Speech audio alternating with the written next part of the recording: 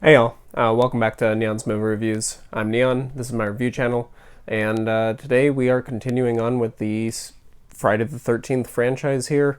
We are going into part 5, A New Beginning. And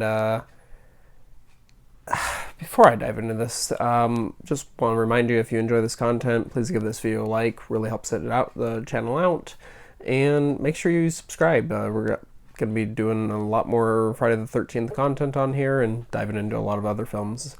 But yeah, if you want to get notifications, make sure you subscribe and actually hit the little bell in the corner if you do want to get notifications. But yeah, part 5, well, as you know, kind of recapping part 4, which this film surprisingly is the first film in the franchise that does not cover the backstory. There is no flashbacks to the other films. That is a major plus for this one, right off the bat. End of part 4, they put a machete into Jason's head. He slides down it. It definitely goes into his brain. And then Tommy Jarvis picks up the machete again and continues to wail on his head, just killing Jason. So this film picks up, and we continue on with Tommy Jarvis. Film opens up and you do still get a little bit of Corey. It's just this dream sequence. It's the only little bit of Jason. Well, spoiler.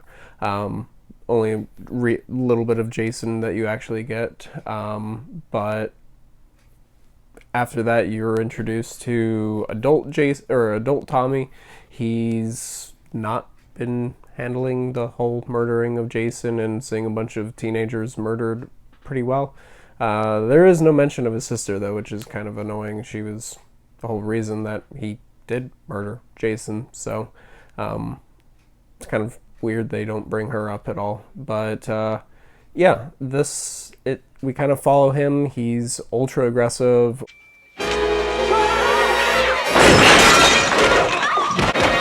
He does meet kind of a local, or one of the kids at the camp, Reggie, or Reckless Reggie as he's known.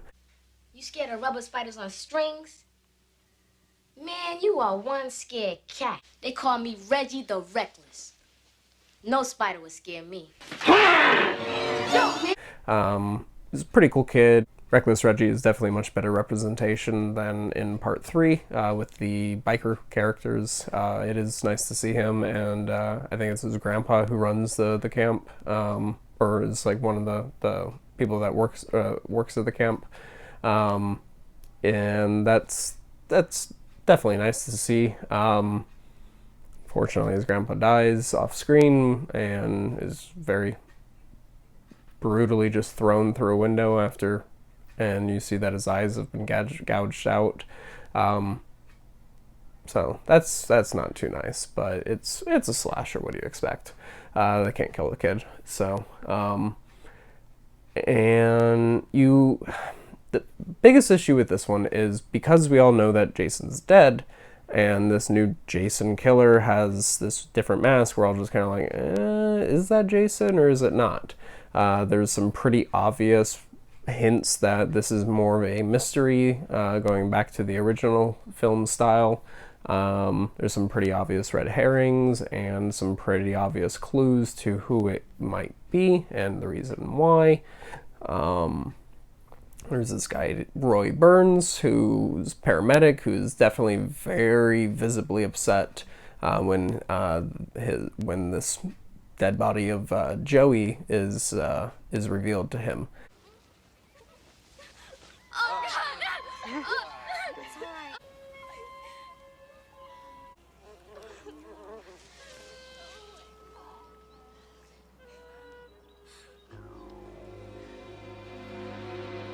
right.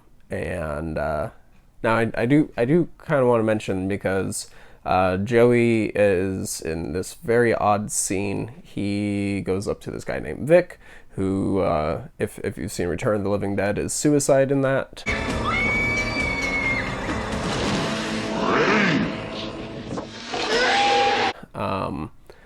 And Vic is pretty damn aggressive. I hate it.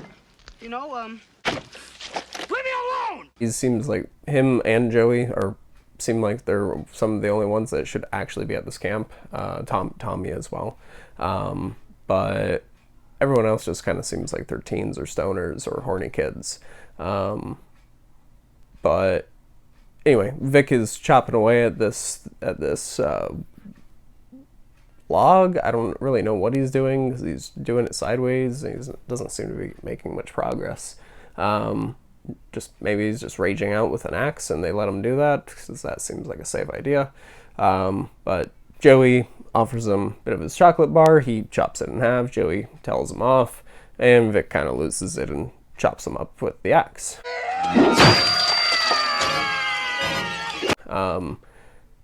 Joey's taken away in the back of the police car.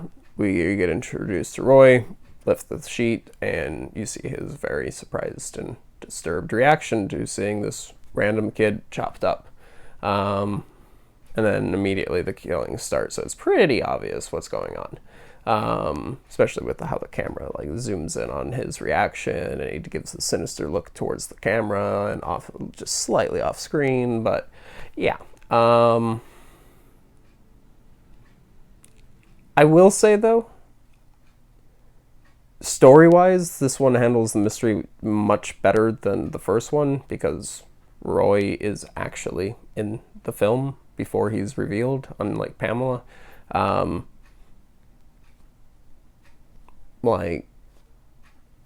That's my biggest complaint with the original film, is that Pamela is not at all in the film until she's revealed at the end of the film, and it's just like, oh, I wonder who this is. Must be the killer. Some mystery. In this, if you're not really paying attention, or if there is some semblance of a mystery, and they actually do introduce multiple characters that are red herrings and Roy. Most of the red herrings are pretty shit characters. The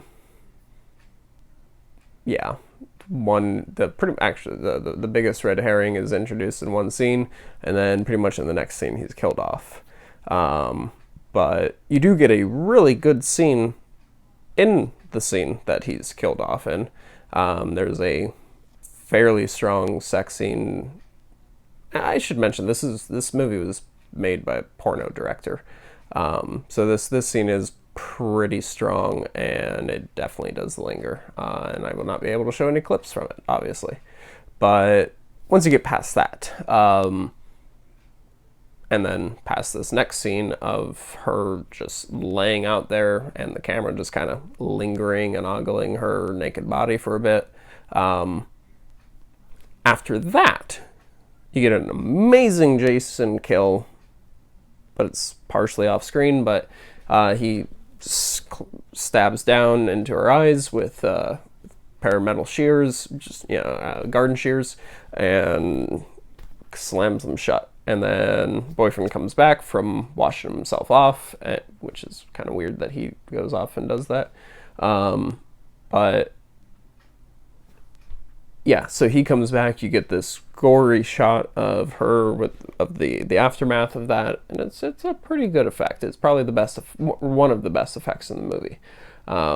Most of the deaths in this film fucking suck, but this one is a fucking great kill. And then after that, he backs up into a tree, and you get another really good kill where Jason throws a leather strap around his eyes and just starts tightening it with a branch. He does kind of switch directions, but if you pay attention to the editing, but ignoring that's a really, really brutal kill, and it's another one of the few that's actually disturbing and painful to watch. But yeah, basically tightens in until strap breaks and kills him. So just nice, gory, painful kill. But after that, that's pretty much it for the fun kills. There's a lot of off-screen kills or just quick, stab into the cameras, but or very obvious dummies, or it's just. The kills are not that good. There's a lot of nudity that's just hanging on the actresses' bodies, and it definitely does feel a little gratuitous in this one. But once you get past that, you do get a pretty fun end sequence after the final girl kind of harasses Reggie for a bit. What is it, Reggie? It's Pam. What's the matter? What's the matter? It's me. What is it? She, even though she's really annoying, she does give a good fight, and I do like how much of a beating that this Roy Burns Jason does take. And even though he is visibly wounded and taking damage and it does hurt him, he somehow is still able to keep on coming and does have somewhat superhuman strength and able to punch through doors and shit like that. So logic doesn't quite make sense in this film, but it's Friday the 13th. What do you expect? But you do get a very Scooby-Doo ending when his hand is chopped off and he falls off and his mask pops off, and it's the big reveal of, oh my god, it's this guy that was introduced in like one earlier scene. Oh my god. And yeah, it's... This one and Part 3 are definitely some of the weakest films in this franchise. This one is not that bad story-wise. The acting is... It's a Friday film. But the best part... Or, I'm sorry, the worst part in this is by far the kills. They're so heavily edited down by the MPAA. I know some of them were supposed to be quite extreme. Like, in the movie, there's the girl who's doing her weird dance.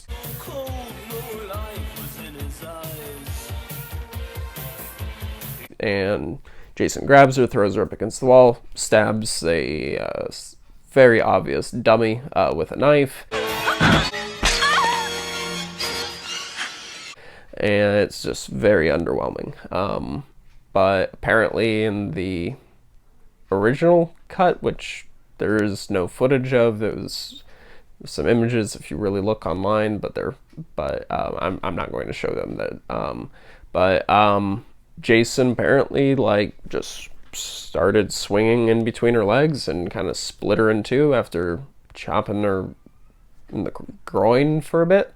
And apparently most of the cast and crew were just kind of like, all right, man, there's no way that this is gonna fly. They all felt it was very excessive, and yeah, it was an obvious scene that was removed.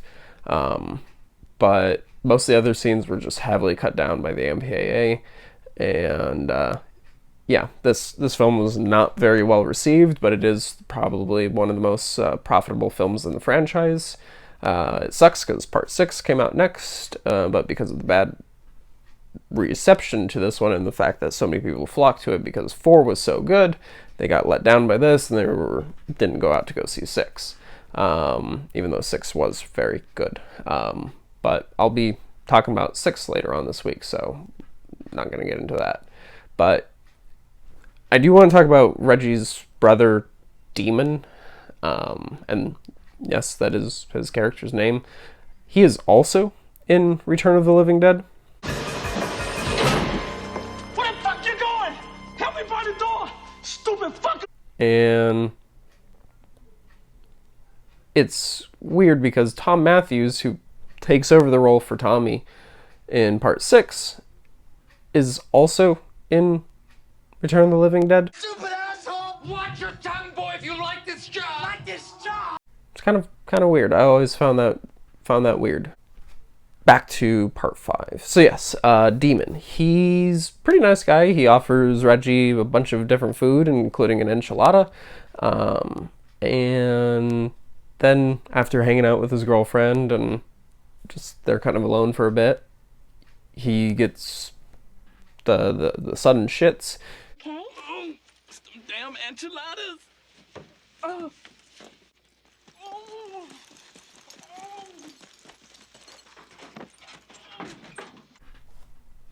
Goes running for the bathroom, and while in there, him and his girlfriend have this just lovely singing duet.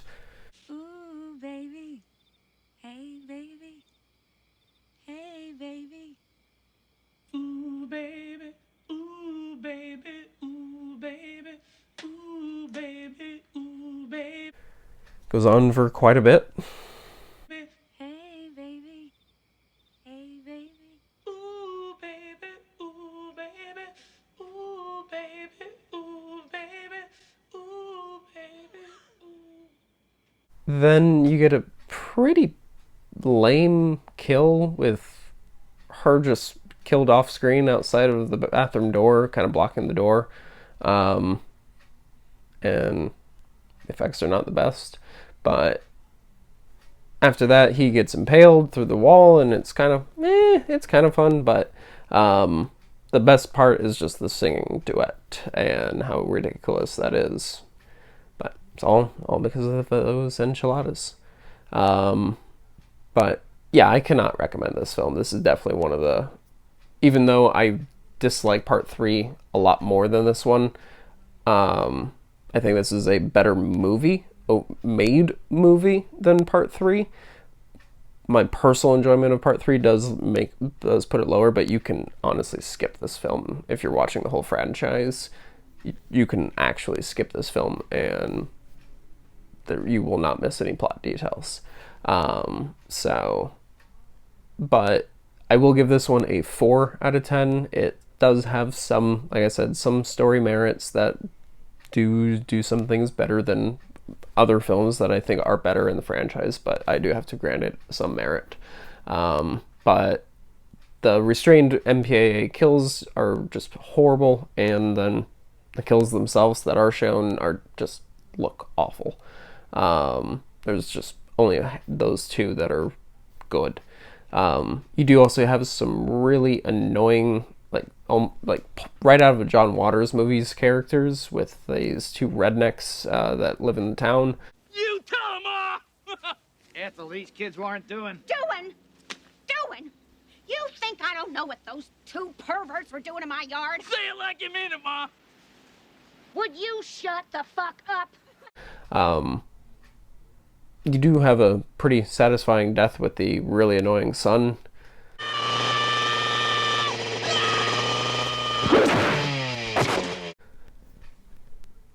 And you get another weird fruit death from like Tom Savini did with the banana lady in part 4. You dumb?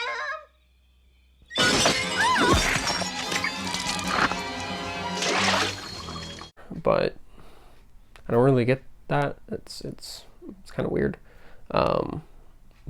But yeah, all in all, I really cannot recommend this film.